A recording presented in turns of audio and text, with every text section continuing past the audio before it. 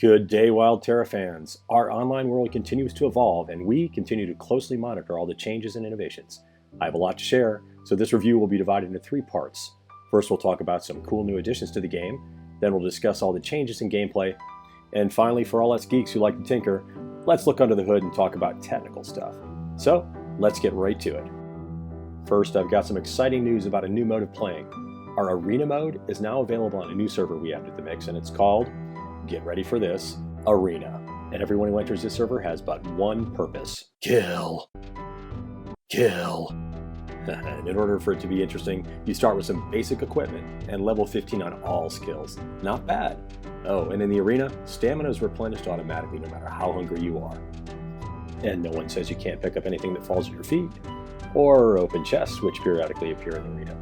So with just a little looking around, you can easily assemble a combat kit that's going to help you gather a collection of enemy heads. By the way, be sure to pay attention to the statistics available from the menu on the server selection screen. There, you'll find the names and information about the best fighters of Wild Terra Arena. Okay, now that we have the new player versus player mode figured out, what's next? How about a treasure hunt? To begin your treasure adventure, activate Treasure Hunt from the action box. Once you've done that, you'll see an icon indicating the direction in which you need to move in order to find the treasure-filled chest. But keep in mind that getting loot is not easy. Treasures are guarded by evil creatures, so it's better to prepare for the fight in advance. And of course, don't forget to take along the most important tool for a treasure hunter, a shovel. Alright, you found the location, dug up the chest, and defeated those evil beasts that guarded it. So now it's time to take a look inside. Not a bad reward. Oh, and that reminds me about a useful new feature.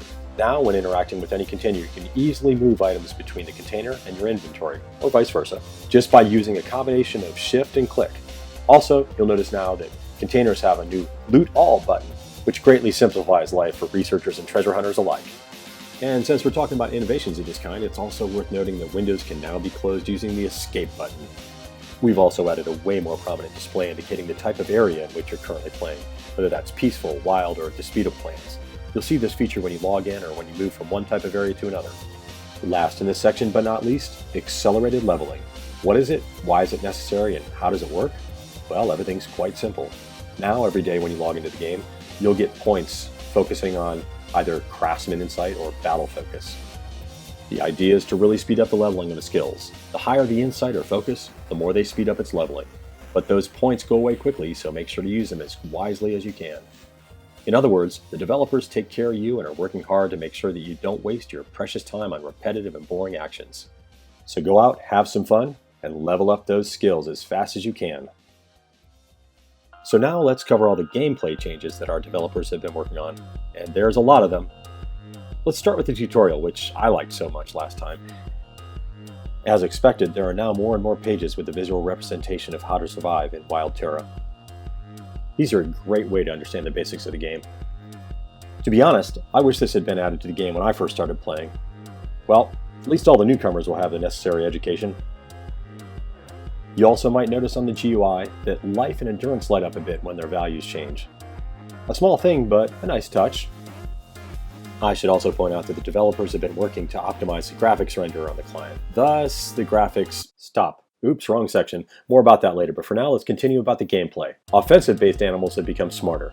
Just to be honest, they previously had some less than stellar logic that forced them to stay put and just expose themselves to your attacks. Well, that's been fixed, so no more freebies. Next, the way some type of foods work has been adjusted. So stewed rabbit will now satisfy your hunger for meat instead of bread, which seems to make a little more sense.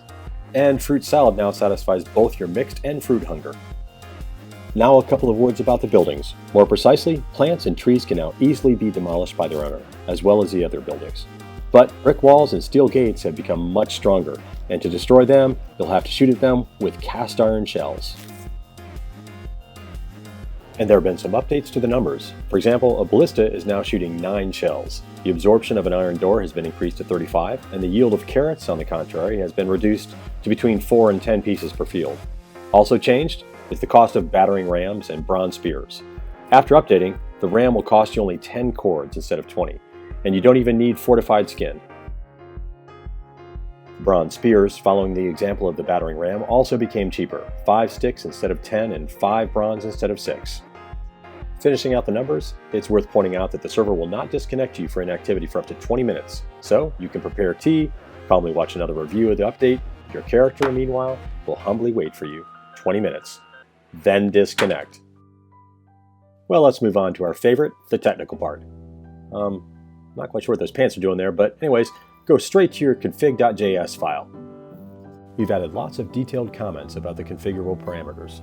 So now you can twist and twirl all the settings in a much more subtle way. For example, you can disable the display of cloaks with the appropriate setting, render cloaks, or enable the debugger that displays FPS and ping. This can all be done via the load phaser debug option. Let's focus on those fixed bugs.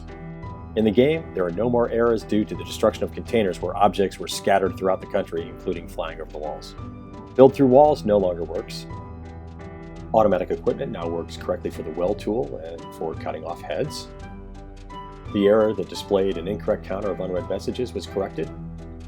Now, the character does not continue to move if you suddenly decide to open a chat window. Sometimes the item menu appeared behind the inventory screen. Guess what? That bug was fixed too. Also, we fixed an odd issue where, after disconnection and reconnection, some windows remained open on the screen. And last on the list, we fixed a rare but very nasty bug that disconnected you from the server, after which it became impossible to reconnect until restarting the server. So that's all that's new for this update of Wild Terra Online. There was a lot to share, and this video turned out a little bit less brief than I expected, but I really didn't want to miss any of the great updates the team has created. Until next time, this is Kevin Wright, hoping you'll stay wild.